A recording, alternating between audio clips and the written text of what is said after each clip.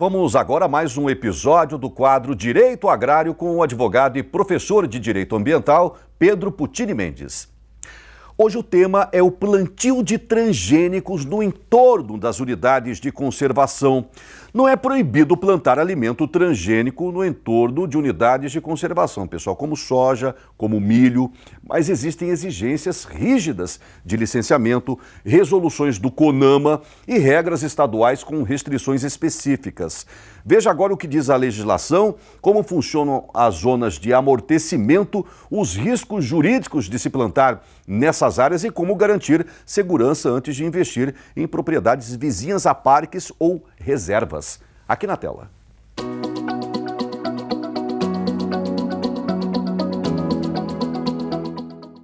Saudações, mais uma edição do Direito Agrário.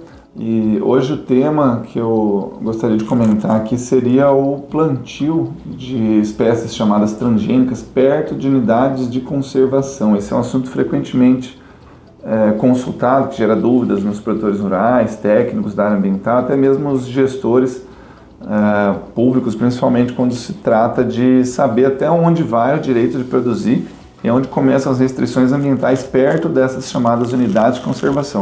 Então vamos começar explicando o que é uma unidade de conservação. De acordo com a Lei Federal 9985, são espaços territoriais com características naturais relevantes que o poder público escolhe com o objetivo de conservação e definir ali os limites daquela área que vai ser protegida. E tem mais de um regime jurídico especial que pode ser escolhido. São popularmente conhecidos como parques, né? Essas unidades de conservação são mais de 153 milhões de hectares no Brasil, mais de 18% do nosso território, e que, segundo os dados do Cadastro Ambiental Rural, representam essa proporção. São classificadas ali em três categorias principais, que é a proteção integral, que tem uma maior restrição no uso da terra, as de uso sustentável, que permitem alguma atividade produtiva, desde que controlada, com algum uso compatível ali, né, com essa área. E em volta dessas áreas de unidade de conservação existem as chamadas zonas de amortecimento, que é uma espécie de cinturão de proteção para minimizar os impactos de atividades humanas, antrópicas, sobre esses ecossistemas sensíveis, onde pode haver uma restrição no uso do solo nas propriedades vizinhas. Então, por isso que é muito importante que o produtor rural, antes de comprar, arrendar, investir em qualquer imóvel, consulte se está próximo de alguma unidade de conservação, principalmente se está dentro de uma zona de amortecimento. Então é algo que não pode estar explícito, mas que deveria constar ali nesses decretos, atos normativos, pareceres dos órgãos ambientais. Então agora a gente volta para o outro ponto também, que é o uso das sementes transgênicas nessas áreas próximas de unidade de conservação. Isso pode ou não pode, né? Existe uma proibição legal? A resposta objetiva é que hoje, com base na legislação federal, não tem uma norma que proíbe expressamente o cultivo desses organismos geneticamente modificados, né, as OGMs, em zonas de amortecimento, mas a lei que criou o Sistema Nacional de Unidade de Conservação, ela não menciona também qualquer restrição ao uso dessas espécies. E também o artigo 25 dessa legislação fala que nas zonas de amortecimento não tem nenhuma proibição nesse sentido, e como bem sabemos, no direito, proibições não se presumem, né? Então, se não tem uma vedação legal expressa, o uso é permitido, respeitadas, é claro, as normas ambientais gerais. É importante lembrar que esses OGMs, né, os transgênicos, são definidos por outra lei federal, a 11.105/2005, como aquele material genético que tenha sido alterado por técnicas de engenharia genética, né? São muito utilizados na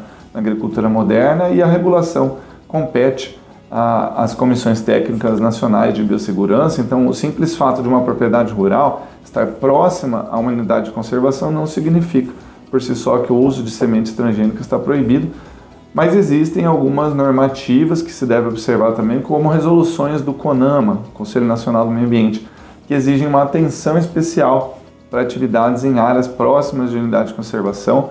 A resolução CONAMA 428, por exemplo, fala que certas atividades, inclusive agrícolas, quando realizadas num raio de até 3 km de unidade de proteção integral, podem exigir a elaboração de um estudo de impacto ambiental e o relatório de impacto ambiental, os famosos EIA-RIMA, né? Isso não é uma proibição, mas sim uma exigência de uma avaliação prévia. A Resolução CONUMA 473, ela prorrogou a vigência desse critério por mais 5 anos, então o foco aqui é o licenciamento ambiental e não uma vedação automática, né? Portanto, quando a atividade estiver tecnicamente enquadrada como potencialmente poluidora, impactante, a exigência é de fazer alguns estudos além de uma autorização específica. Bom, além disso, é sempre necessário verificar se existem normas estaduais ou municipais que vão estabelecer regras mais restritivas. Um exemplo disso, o Rio Grande do Sul já editou vários atos normativos com relação ao uso dos OGMs em áreas vizinhas de unidade de conservação. Então, isso mostra que mesmo com permissão ou ausência de regulamentação federal, pode ter uma restrição local. Por isso, o produtor ou investidor rural precisa fazer uma análise completa da legislação federal, local. E outro ponto que não pode ser ignorado também é a situação dos chamados parques de papel, né? As unidades de conservação que ainda não foram devidamente desapropriadas ou indenizadas pelo poder público, ou seja, o produtor é proibido de usar a sua própria terra, mas também não recebeu essa compensação financeira prevista em lei.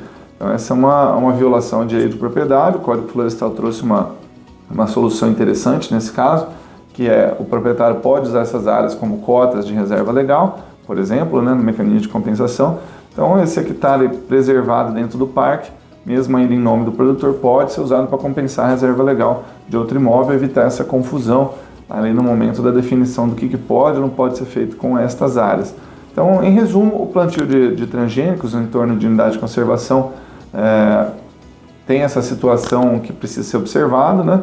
É necessário avaliar o tipo da unidade de conservação que gera restrições no entorno, né, na zona de amortecimento, se está devidamente regulamentado ou não, quais são as exigências de licenciamento ambiental, principalmente as regras estaduais, municipais, e propriedades nessas regiões exigem um cuidado jurídico um pouquinho mais apurado, mais detalhado antes de tomar qualquer decisão. Então, fazer um bom diagnóstico dessa área pode evitar futuros embargos, infrações ambientais. Então, antes de tomar qualquer decisão, consulte esse tipo de documento, faça essa análise detalhada, porque segurança jurídica no campo começa com informação e com planejamento. Saudações e até a próxima.